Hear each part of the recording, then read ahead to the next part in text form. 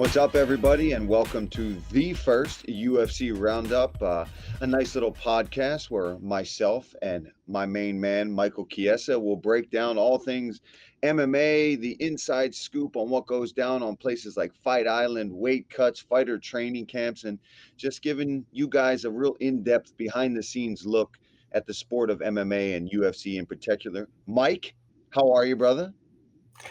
Doing really good. It's good to finally be doing this podcast. We've been talking about it for a little while, and it'll be fun to give these guys and girls an inside scoop on what goes on behind the scenes, what goes on beyond the octagon when it comes to the fight week, the preparation, the ins and outs of training camp, and other fun stuff along the way. So I'm super excited to be working with you on this, Paul. Same here, man. And I'm sure, yes, we will be breaking down many things that are hilarious and ridiculous along the way, not just statistical stats on the numbers and the ins and outs of the game. But, you know, speaking of Fight Island, Mike, we had a very interesting couple weeks there. But you in particular, my man, had quite the step up in competition. You went from fighting a 3-round fight to a main event with Neil Magny, another huge veteran in the sport. And how did that go? Did it live up to your expectations? Tell us a little bit more about your Fight Island experience. Well, I remember talking to you behind the scenes about 5-round fights, and I tell you what, those 2 extra rounds is a totally different animal. There's nothing you can do to prepare for it. We had a good notice for the fight, but the main event slot came up with about 2.5 weeks to go. So we ramped things up and did everything I possibly could to be ready for it. And it was quite the experience. And this is the most proud I've been after a fight. I'm usually pretty hard on myself. I'm always critiquing myself. And this one, I can actually keep my head held high. And to be able to say I fought 25 minutes is I think that's a good accomplishment. And it's something that you're pretty familiar with yourself. Yeah, I mean, a major accomplishment. But what was your biggest fear? I don't, fear, anxiety about it when you switch from 3 rounds? Like, a lot of people at home don't understand that we really base a lot of our training camps around the specific amount of rounds that we got to prepare for, and then all of a sudden you get 2 extra rounds. So what kind of adjustments did you have to make, if any, in getting ready for a 3-round fight and then a main event? Well, I think the thing I was most afraid of was fatigue. When you're fighting a guy like Neil Magny, who trains at elevation, who's known to be this cardio machine that comes on stronger as the fight goes on, that was my biggest fear going into it. But you don't get anywhere in this sport without taking chances. And what an opportunity to come up. When I'm already in good shape, I'd be a fool not to take it. So, I'm glad I went through with it. I'm glad I came out the victor. And, in terms of the preparation, it was just about turning it up with some extra rounds, making those shark tanks a little harder, trying to get the last squeeze out of those training sessions, squeezing for every last drop. And, I had a really great last week. I really pushed hard, and I think it really paid off in the fight. So everything went very good, and it's only up from here. Absolutely. But, for me, like, when I talk to people about the amount of rounds, right? We train a lot more than just 5 rounds sometimes in the gym. Sometimes, especially with grappling, we're doing a bunch. But I always say you're always going to get tired in a fight. People are like, oh, he's getting tired. I don't think it's about, are you going to get tired? It's going to be, can you recover in between rounds to go out and do it again and do it again? Did you feel that way? Like, going in from the 3rd to the 4th round, obviously you're feeling a little bit fatigued and tired, right? But it's that transition from that minute rest into the next round. How did you feel on those last 2 breaks? Or were you freaking out a little bit when it was going into the 4th and 5th? The first one was bad. Between 3 and 4, I was pretty smoked. I remember getting done with round 3, and I think that I had a lapse in the situation, and just I walked up to the cage. I put my hands on the rail. I was like, oh. God damn, what did I do? No, sit down on the stool. I'm like, oh shoot, we're still going. I got more fight left. But that was the hardest part for me, was going from that 4th round was very challenging. That was the one where I felt like fatigue was starting to catch up to me a little bit.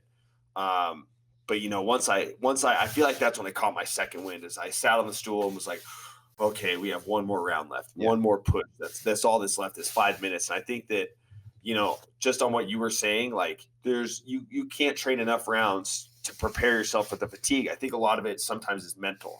Sometimes something will happen in a fight that's unexpected and it'll throw you off. Like, I didn't really expect Neil Magny to have an inverted triangle, and when he slapped that on me, it definitely had me froze up. And sometimes it's your mind that can slow your body down. So I think that that's kind of what happened to me in the fight was just, it was a mental thing. It wasn't a physical thing. I was in great shape. I mean, there's a lot of things that I had going for me physically headed into this fight, but I think just a few little surprises along the way, or kind of, it was my mind that got me a little bit fatigued. So I'm just glad I was able to battle through it, man. It's a totally different animal fighting 5 rounds, and if I want to shot at these guys like Covington, I got to be ready to go the 5 rounds, because this is a guy that's a cardio machine, and this was the perfect test I need before I take the next leap up in competition. Yeah. Fighting a grinder, somebody that's going to try to go pace for pace with you, and somebody like Magny, and you dominated the fight, man. So that was a big feather in your cap. And then obviously you just mentioned the name right there, Colby Covington. You had a name on the tip of your tongue, and that's one of the things we talk about. Now that you're on the other side of these things, right? Now that you're on the desk and you see it from more of an analyst, desk perspective, you realize how important that is, right? And you made a big call out and you were smooth with it. So was that something that you were thinking of ahead of time, or was it just something that came out in the moment? That just came out in the moment, but I think that, the fact I called him out my last fight, and then, we kind of threw it around during fight week. Like, my manager, Dana Rubenstein's like, hey, are you going to call Colby out again on inauguration day? And I'm like, I haven't really put much thought into it. I've been, I think when the fight turned to a main event, I just got like tunnel vision focus. Like, I'm just staring down the barrel of the gun, focusing on Neil. I'm not looking at anything else on the outside. I'm not thinking about call outs or potential opponents, what comes next. But I think the fact that it was kind of thrown out there, I think that it just came to my mind, and it seemed pretty fitting. You know what I mean? I think that's, if you want to be the best, you got to beat the best. And I've known this a long time ago. Joe Silva told me this years ago, that, to make my job easier by having a name in mind. If you have a name in mind and it makes sense, I'll give you the fight. It makes my job easier. So ever since Joe Silva was around, that's kind of where that came from. And in succession, I've when I fought Jim Miller, I asked for Beneil Dariush. I got Beneil Dariush. After I fought Beneil and beat him, I asked for Tony Ferguson. They gave me Tony Ferguson. It's always, as long as it's logical, it has to make sense. So I tell these guys all the time, don't waste that 60 seconds after a fight. That's more important than any interview. That's more important than any podcast. That's more important than any opportunity that you will get to call your shot for a potential opponent. That's a very important time, and you got to take advantage of it. That's like what guys will ask me, like, how did you get in the rankings? I go, well, because I was winning fights, and I started looking at the bottom of the ladder and started calling for the fights that make sense. And I feel like guys take advantage of that moment. Don't be the guy that says, I just fight whoever the UFC asks me to. That's not going to get you anywhere. You call your shot. Call your shot, get your shot. I agree with that, right? I tell guys, you don't have to do it in the Colby Covington way, the Conor McGregor way, the Nate Diaz. You got to be yourself when you're on that microphone. You got to find a way to make yourself relevant in your way, and that's the only thing that's going to stick, right? A lot of us have had maybe moments in our career where we tried to be somebody that we weren't. For me, I know it was Cowboy. I tried to be a little bit too much like him early in my career and taking fights that I probably shouldn't have had, rushing into things, and it backfires. So I tell these young guys out there, it's like, look, you got to find the way to do it that's you, and then it'll be more organic, and then it won't be disrespectful. Or if you are a disrespectful, cocky guy, then go and be disrespectful and cocky. But you got to stay true to yourself, and that's the only way that it's going to seem authentic, and you'll get the call outs. But moving on, we also had a crazy pay-per-view. Obviously, we had Dustin Poirier and Conor McGregor went at it, and there was a whole lot building up to this, right? We saw a new Conor McGregor who came out. These guys were much more respectful. They're exchanging hot sauces and talking about giving each other whiskey. So what was your biggest takeaway from this pay-per-view, that fight, any other fight? I mean, there's so much to talk about with 257, so we got to start somewhere. And just starting from the top, we'll just talk about Conor and Poirier first. And, everybody's heard every storyline coming out of that fight, and there's not a lot I could come up with that people haven't heard. But if I was to say one thing about that fight, the thing that stands out to me most is the maturity of Dustin Poirier. I mean, the guy has evolved throughout his career. It's from a boy to a man, essentially. I mean, you saw how he was that first fight, just a hot-headed, young guy in his mid-20s, and now he's matured. He's a father, and he has a bigger purpose with what he's doing in his career. I think that back then it was more about fighting in the wins, where now it's like he wants to be a role model. He wants to do things for his community, and he has the ultimate platform to do it by being one of the best lightweight fighters in the world. And I just feel like him having a bigger purpose in the sport is where we're finding this maturity, and with this maturity is coming this great success. Yeah. I mean, and the skills are off the charts. I mean, we Wow. we were talking prior to this show that we could have done this whole thing on calf. Yeah. Yeah. So, That's that's all that's the one time I'm going to say calf kicks. I'm going to get it out of my system. Calf kicks. We're going to bring it up a few more times, I'm sure, throughout the thing, because if anybody out there, and I'm sure anybody listening to this is going to have not been hit with many calf kicks, we may have a few fighters who are dialing in and checking us out, but the majority of the public has not been kicked in the calf. They didn't respect thigh kicks, the general public, for a long time. Now they're going to look at like, oh, you're getting kicked in the shin. I don't get it. That's what you're supposed to do. You're supposed to check kick. Why is it hurting? Listen, have your friend take a baseball bat at home, right? Put your shin and all your weight on it and let me or Mike take the bat and just smash it into the meat of your calf. And then you can figure out why that affected Connor so much. Now, Connor, obviously, unbelievable hands, shows a really versatile kicking game. But for this one, you could tell he's been working at Crumlin Boxing. He wanted to show his old school boxing skills, and he sat so freaking heavy on that lead leg that it only took, I'd say, the first two that Dustin really landed. We were talking about in the commentary desk, dude, you could see the bruising and the swelling. I mean, midway through round one. Yeah, and there's no stopping it from there. You know, when I fought against RDA, you know, as you know, you're an analyst, you're in broadcasting, you analyze a lot of fights. I fight heavy on my front leg a lot. And I remember that first calf kick he got me with, and it's a totally different animal. Like, I'll take it as far as like anybody listening to this and watching this, if you have like a boyfriend or a girlfriend or a brother or a sister, I want you to challenge them to kick you in the calf. I want you to put all your weight on your front leg and just let them kick you in the calf one time and see what it feels like. And then you'll have a You're going to get emails respect for what he had to go through. From a tactical side of things, I think Connor, if you see like the Alvarez fight or the Cowboy fight, it's that, it's the orthodox southpaw battle where you can battle the front hand a little bit. Yeah. And I think that fighting another southpaw kind of made it to where he's leaning off to that side, wanting to slip that jab to get his left hand in there. Yep. And I think that's what led to him having so much weight on the front leg. It wasn't tactically wrong. Yeah. It just didn't work. It just, Dustin's never shown that wrinkle to his game. And I feel like in this day and age, I feel like every fighter needs to just be aware that you might get calf kicked by your opponent. Even if they've never done it, it's taken off with such a trend that I feel like every fight you have to just prepare for it, because it only takes a couple. We've been talking even at the gym the last couple of days. That's like the main thing that we've all been bringing up. All the guys that I train with at Henzo Gracie Philly are just like, so what do we do? And I was pretty honest with the guys. I was like, you know what?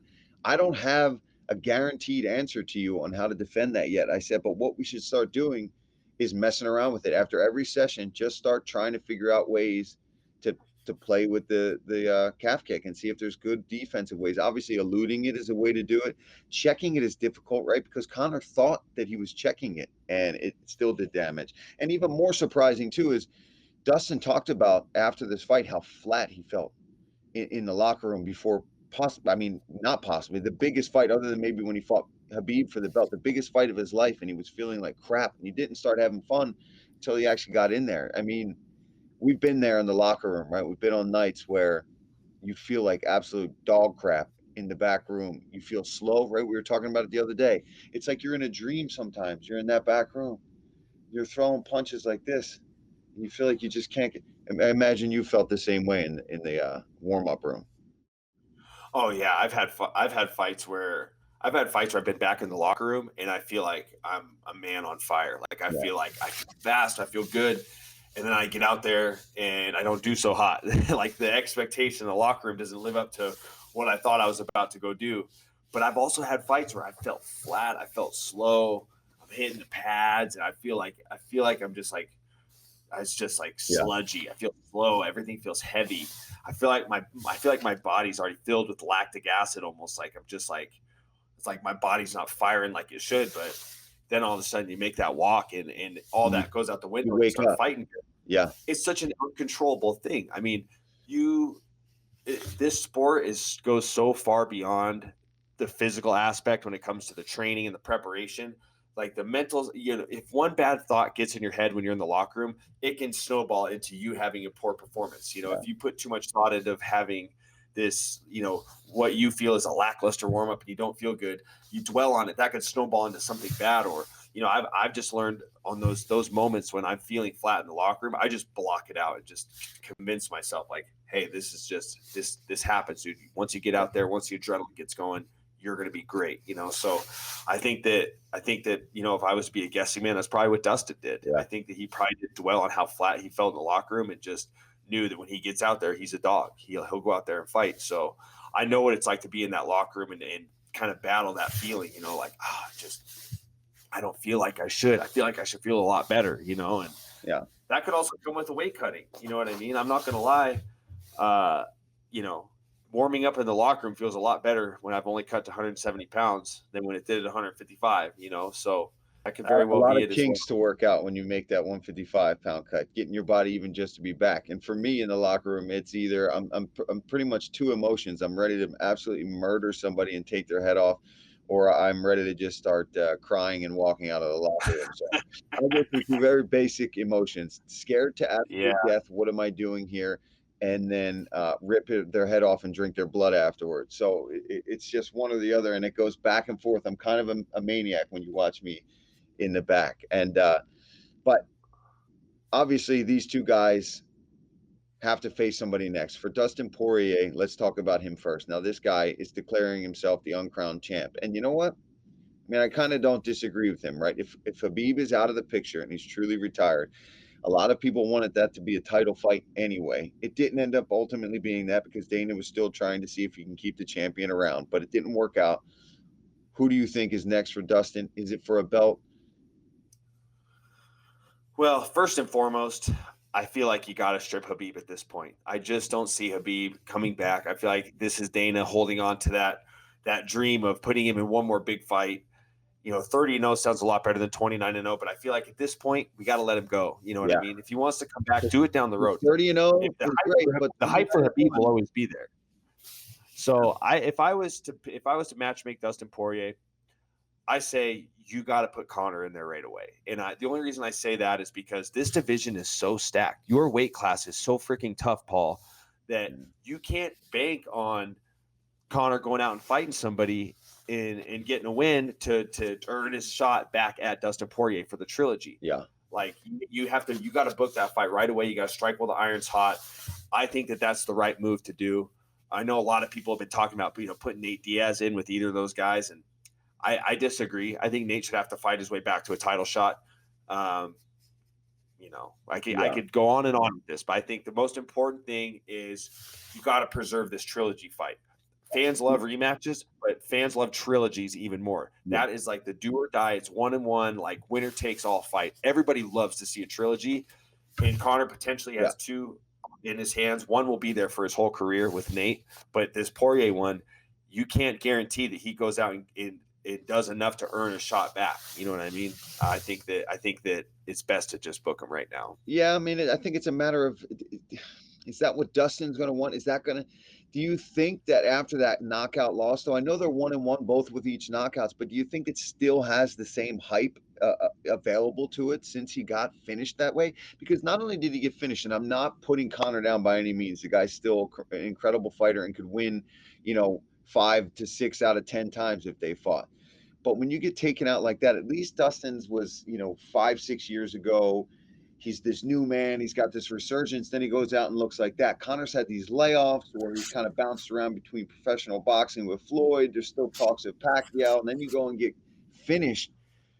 I think the Diaz trilogy is there for him, in my opinion. And I agree with you on him going and fighting down the ranks and doing that. That's super dangerous, right? Because God forbid, with this division, it doesn't matter who you face. You could take an L, and then you're right. You do lose that opportunity at that trilogy making any sense. But I also agree that the Diaz trilogy is always going to be there for him. Right now, as Diaz has once come back down, I think make it at 155. I think it's a little unfair to the rest of the division because Diaz obviously has been out for a while, but I mean, we know how it is in this game. These guys are two hyped up guys with a ton of social media and everything behind them. So that's the one I want to get. But let's move on, Mike. Chandler, my God, you want to talk about a debut. And, I was one of those guys, man, that I really thought Dan Hooker, having faced him myself, I thought he was going to give him a lot a lot of problems. And Michael Chandler came out there with his level changes. He stalked him and he knew where he was going to be, and then just landed that mean left hook and put him down. I had Hooker pegged to win that fight. I was beyond thinking he was going to give Chandler problems. I just in my mind I just envisioned Chandler running into one of those knees. Yeah. I mean, Hooker does such a good job getting his knees up, as you saw when he fought Ross Pearson, when he fought Jim Miller. I mean, he starched those guys with that knee and he times it good. And I kind of saw as the fight was starting, I'm like, I could see it happening because Chandler's doing the level changes. He's getting real low, and that plays into Hooker's game. But I think the stance changes with Michael Chandler and the way he framed that punch up was just so nice. I mean, he couldn't have had a better debut. That was very, very impressive. I kind of ate my lunch on that one. You know what I mean? I thought Hooker was going to take it, but you know what? It's nice to have some fresh faces in an already stacked division.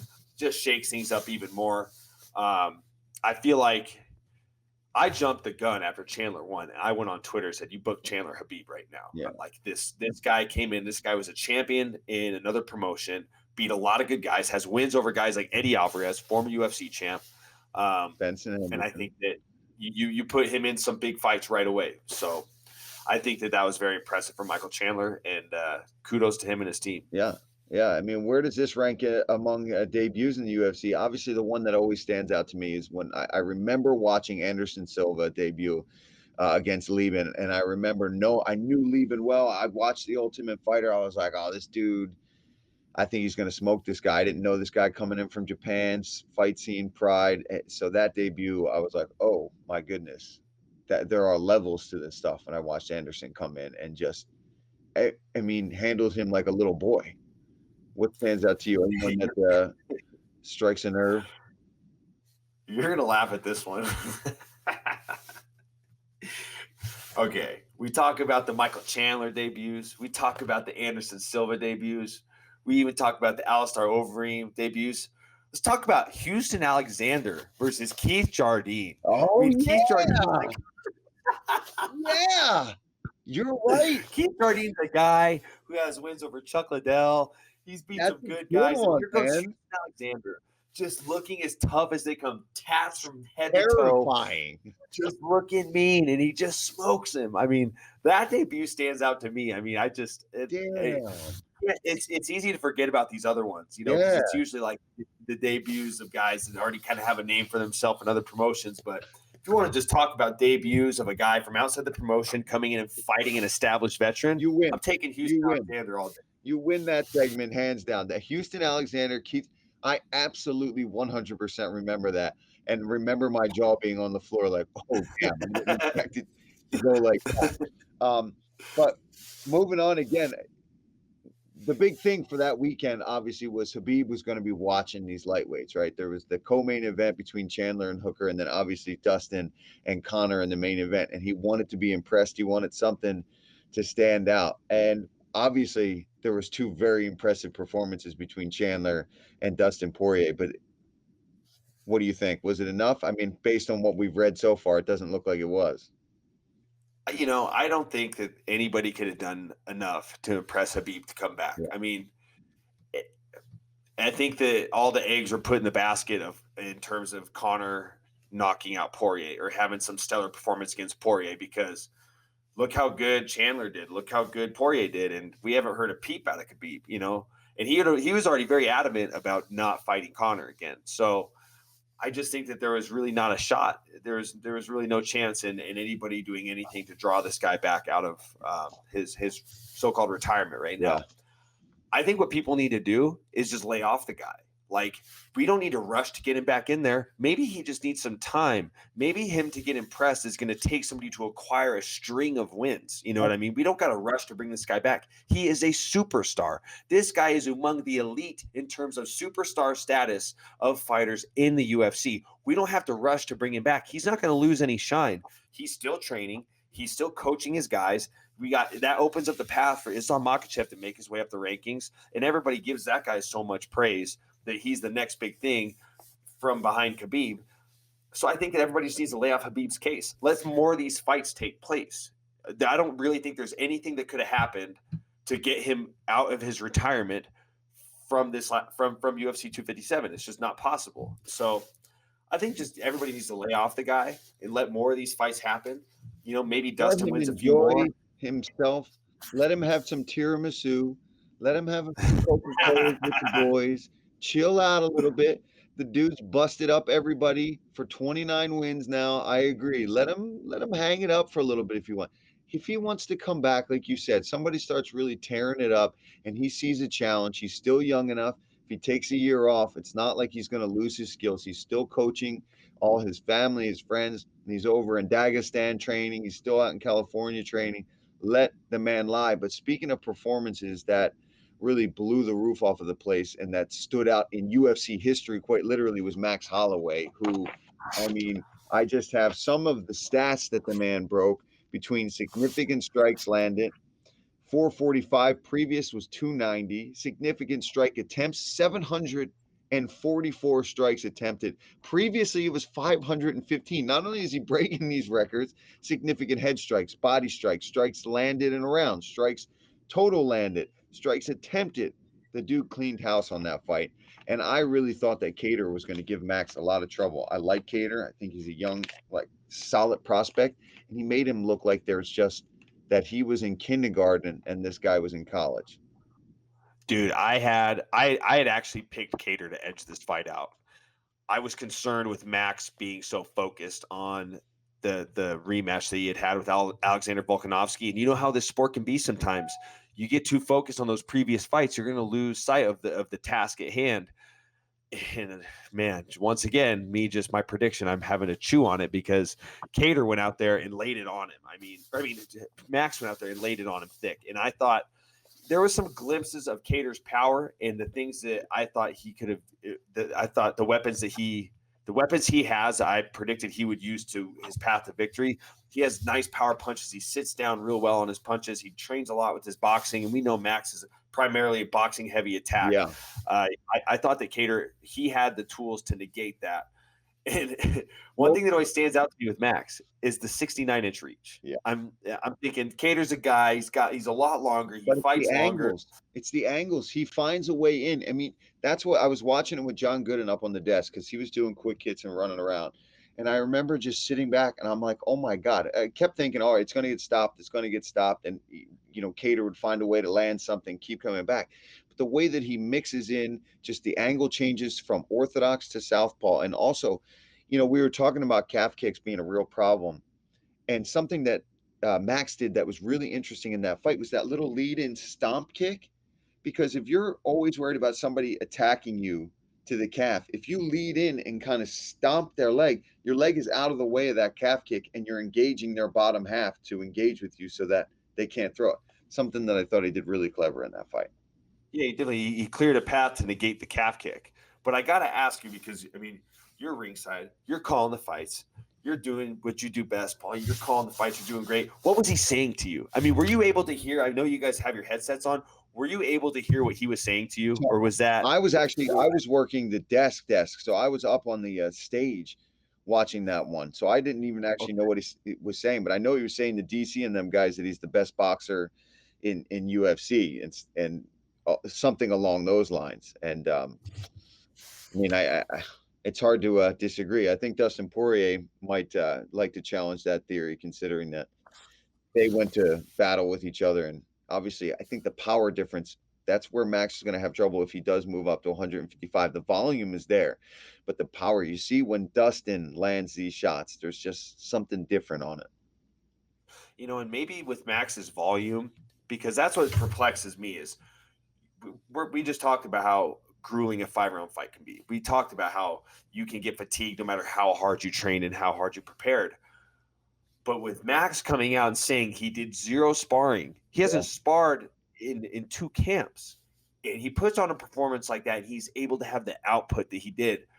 I think that there's something laying under the ice there that says that maybe the way he is able to push that hard in the fight and put up these staggering striking numbers, maybe that is attributed to he's not beat up from the hard sparring. I mean, we were just talking about how hard it is to gauge hard sparring and doing damage control in training camp when you're putting yourself through those types of training sessions.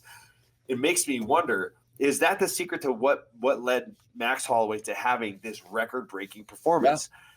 There's something there. There's something between those two, between his performance and the way that he prepared.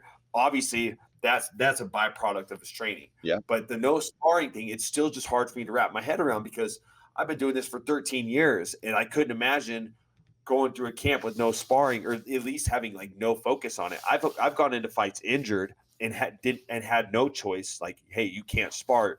You're going to go into this fight with an injury. I've had that be a reality, but I can't imagine just like, this is training camp and there's no sparring. Yeah. That's hard for me to wrap my head around.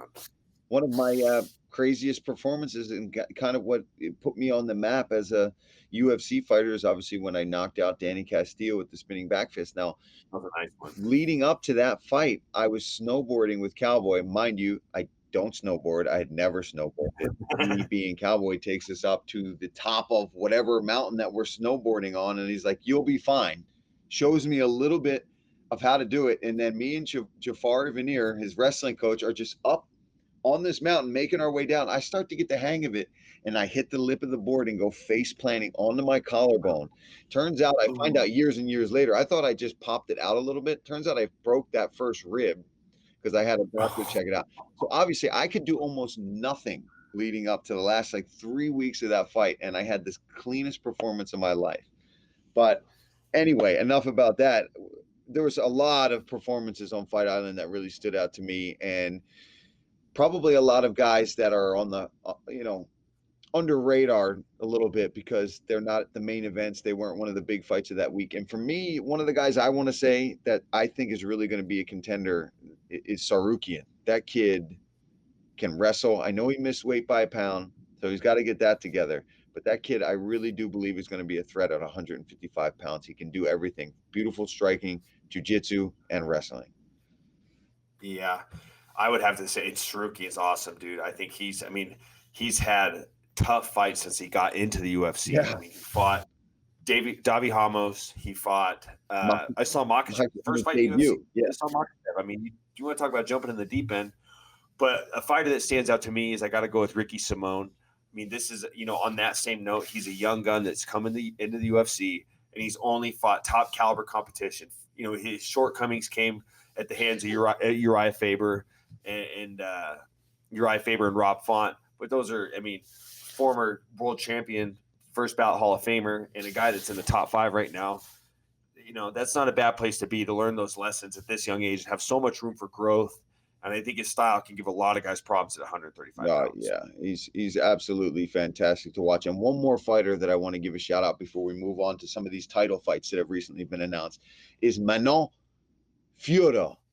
I think I'm saying that right. I don't know. We were working on that on the desk pretty bad, but from France, and she looked unbelievable. Now, I know it was her debut, but we were talking a lot about Michael Chandler, and that's another debut that happened on Fight Island, and it couldn't have gone any better for her. She came out, she had fantastic takedown defense, beautiful boxing. She's also known for her karate style kicks, and they were on full display. So I just wanted to give that one a shout out real quick. But yep, I want to give one more quick one too. One more quick one, then we'll move on. Yeah, do it. Shout out to Mike Davis. Oh, Mike Davis. Yeah. Dude, the fight that he had was phenomenal. And this guy, you want to talk about a rough road to get in the UFC. And shout out to his opponent as well, who showed up. Mason Jones showed up. That guy's, anybody that holds a belt out of Cage Warriors, they're going to come. I inboxed both of those guys directly after that fight to tell them that, no matter what that decision was, how it went out, that they should be proud of themselves. And that's what this sport is about, when those two guys go and lay it on the line like that. Absolutely incredible. And talking to big fights coming up, the first one I want to bring up, and it's the interesting one here, is obviously Blachowicz and Adesanya. And Adesanya moving up to challenge for the light heavyweight belt. Who you got in that, and what do you think it's going to be like?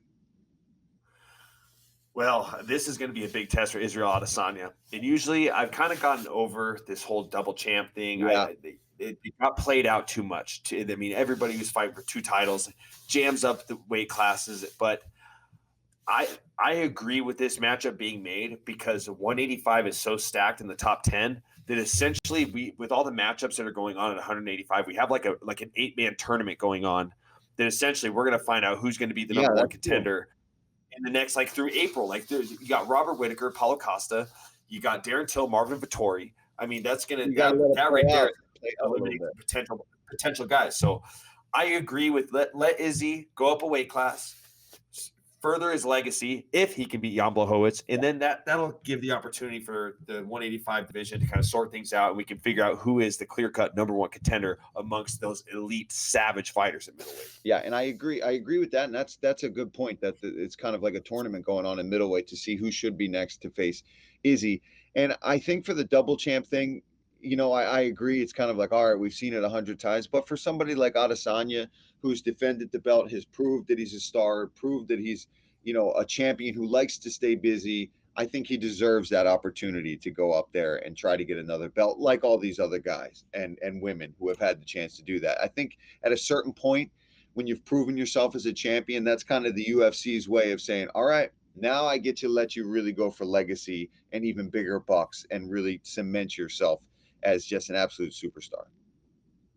Yeah, I couldn't agree with you more. He's a guy that's very deserving of it, and it's going to make things really interesting if he wins. And on another note, we got another huge title fight coming up. The heavyweight division is back. We got Francis Ngannou getting the rematch with Stipe Miocic. And if anybody missed that first fight, you got to go back and watch it. It was a brawl, a knockdown, drag out brawl. And Stipe showed his next level toughness. Yes. How do you feel about that fight? What are your predictions? And how do you feel about Stipe making his comeback after beating our guy DC and everything, all the commotions that are being made at heavyweight right now? That meme that goes around when somebody does something with just showing their set of cojones, where it's the South Park dad and he's got his nuts in the wheelbarrow and he's riding around. That's what I think about when I think of Stipe, because this guy has been in there with that monster of a man in Ngannou, and he's like, yeah, this is who's next, and I'm going to beat him again. So he's a G of all G's, in my opinion, is Stipe, right? This dude gives back to the community, EMT, fireman, whatever, and then he goes and fights the scariest guys in the world. On the other side, Francis Ngannou is definitely the most terrifying man I've ever met in my entire life. And even when we do fighter interviews, he's the sweetest guy too when you talk to him. But even when we interview him, I'm like, excuse me, sir, if I could ask a question, is there anybody else that I'd have to speak to first before I actually talk to you? And he's just the nicest guy. But yeah, he terrifies me. Yeah, he is. He is a terrifying human being. Very imposing, very physical. And the poor guy has only fought for like a minute in his last three And fights. he's learning to wrestle. And he's learning to wrestle. What comes for the winner, whoever wins this fight, the rumor is we're going to see John Jones finally make the move up to heavyweight. Now, how do you feel? What is John Jones's path to victory potentially against Stipe Miocic or against Francis Ngannou? I want to hear your brilliant mind speak on how John Jones beats a Stipe Miocic, or how does he beat Francis Ngannou? Because if he truly gets the winner of that fight, that is going to be the mega fight. In my opinion, could be one of the mega fights of the year headed into the end of 2021. No doubt it is. Yeah, I mean, the return of John Jones, moving up a weight class, taking on one of these monsters. For Stipe, I think John can be a little more himself. Obviously, he does have to address the power issue when he moves up, right? These guys are slower, but it just takes one to really just change your life. If he fights Ngannou, I think he's going to have to be way more strategic and just stomp those legs, get him to overswing, and try to take him down, because you can't just let that guy swing hammers at you like that. And John, I know he's bulking. He's trying to get bigger. I do think he'll be the faster of both of those guys, but I think he's got to be way more strategic on when he times his takedowns and using his grappling, because you can't just risk 25 minutes on the feet with either of those men. No, I agree with you. I feel like John matches up better with Stipe Miocic. I mean, Stipe's definitely got a lot of power in his hands, but Stipe's proven he's an elite athlete. This is a Division I, two-sport athlete, and he's shown that he's got great boxing, he's got great wrestling, he can do it all. But when it comes to Francis, I definitely agree with you that you have to be particular about how you fight Francis Ngannou, and we have to take the other X factor in either of these fights The X factor is, are they fighting at the apex? Yeah. Okay, because that extra 5 foot and extra 5 feet of surface space is going to play a big difference if you're fighting Francis Ngannou. I mean, Francis, no disrespect to John Jones. John's not known as a power puncher. John's known as a very tactical fighter. He's very cerebral. Whereas Francis, if you don't have power to stop him from coming forward, you're going to have some problems. Yeah. And if you don't have a lot of space to move, it's just inevitable you're going to get, you're going to get hit by Francis Ngannou. So I think that I definitely agree with you where Stipe, both fights are equally as tough. It's just when you talk about Francis Ngannou's power, something about it just makes you kind of kind of gives you a little shake down your spine. Like I need to go to the bathroom again every time. I gotta use the potty real quick. Facts. Now coming up next, we got rapid fire 5 rounds. Michael Chiesa, and the first question is Jake Paul or Ben Askren? God dang it.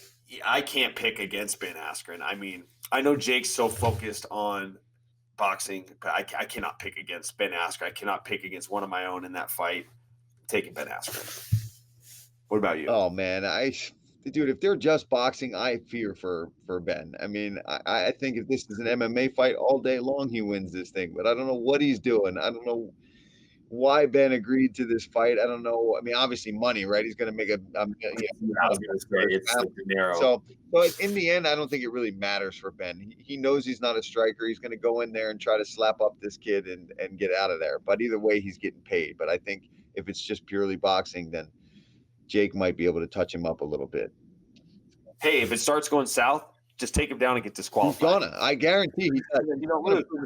Round 2. All right, we got to pick one fighter outside of the top 15 who you think is going to make a ton of noise and potentially be ranked come later this year. Man, the flyweight division is back. The flyweight division is on fire, and we got a hot prospect out of Japan coming in, Manel Cape. This is a guy on a 3-fight win streak. His last 3 fights, he's won by KO or TKO. His last 2 fights, he beat Kaya Sakura, who's ultra tough, and he beat UFC veteran Takei Mizugaki by KO. And he's got Alexander Pantoja coming up next, who's already a perennial contender at 125 pounds. This is a great opportunity for this guy to be a guy with a single-digit number next to his name and really leap into the rankings with one fight.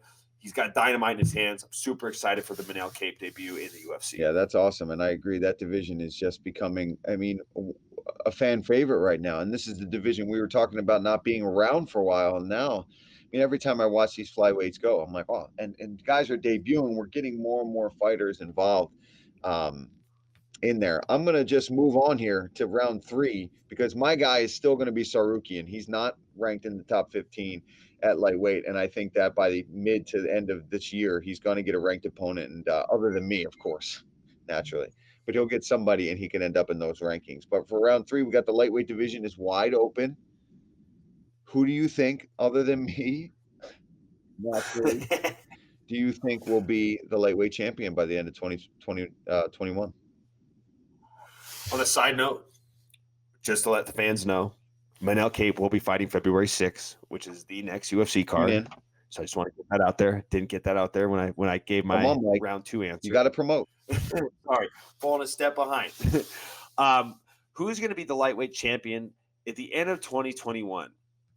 That's a tough question to answer. I'm just going to say it because I believe in the guy, and I feel like he climbed the toughest challenge. The toughest mountain in his career was to get that rematch. I could see Dustin Poirier holding the title at the end of 2021.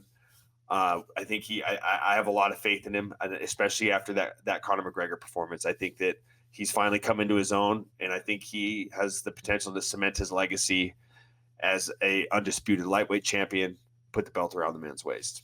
Yeah.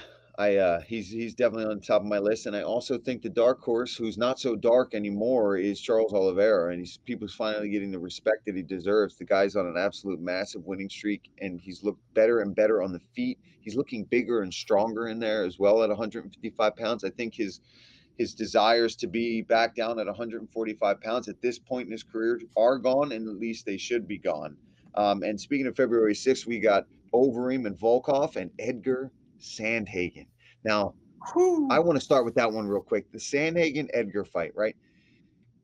Frankie Edgar has never backed down from any young challenger ever in his life. This guy is down to go in there and fight anybody. Sandhagen is unbelievable, but I just want to give some credit where credit is due to Frankie Edgar, the guy from Jersey who's just got a chip on his shoulder to go in there and take people out. And remember what happened when Yair Rodriguez fought Frankie? We all counted him out and he went in there and whipped his ass. So I'm not saying that's going to happen, but it could with a guy like Frankie Edgar.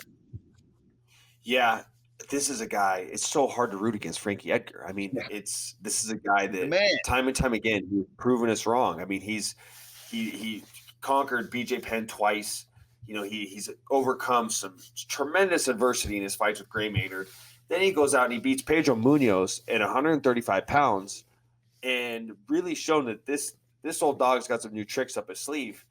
And is that going to be enough though? Because Corey Sandhagen, and I don't know if he likes the comparison, but in my opinion, this is Dominic Cruz 2.0. Yeah. This is a guy that's dynamic like Dominic, that finds his angles, that can wrestle, that can grapple, that has submissions, that has cardio, that he is impossible to train for. You can't bring in a guy for Corey Sandhagen unless you bring in Dominic Cruz, because guys with that level of a dynamic arsenal are so few and far between.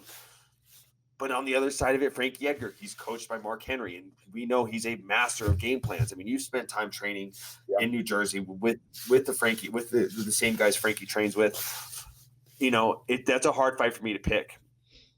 But I'm gonna have to go with Corey Sandhagen. I think that he's going to bounce back. He looked good against Marlon Moraes. And I think that loss to Aljamain Sterling was what he needed. He needed to learn that. You know what it's like, Paul, when you don't learn unless you lose in the UFC. And I think he's had tremendous growth since then. Yeah, I agree. I think that kid is a future champion.